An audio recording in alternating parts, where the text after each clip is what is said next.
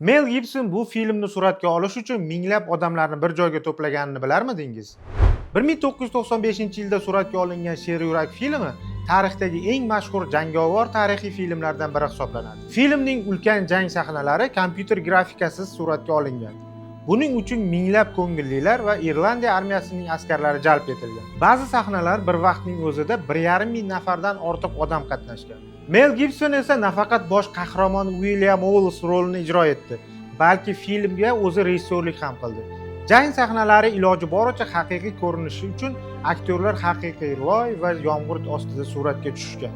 Natijada Sher yurak filmi 1996-yildagi 68-Oskar taqdirlash marosimida 5 ta yo'nalishda Oskar mukofotini qo'lga kiritdi.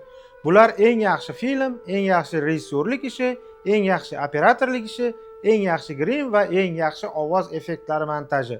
Sher yurak bugungi kungacha tarixiy filmlar orasida eng mashhurlardan biri bo'lib qolmoqda. Bu filmni siz ham ko'rganmisiz? Sizni eng ko'p qaysi sahna ta'sirlantirgan? Bu haqda izohlarda yozib qoldiring. Mustafa Qilib Shavkat Zo'rov.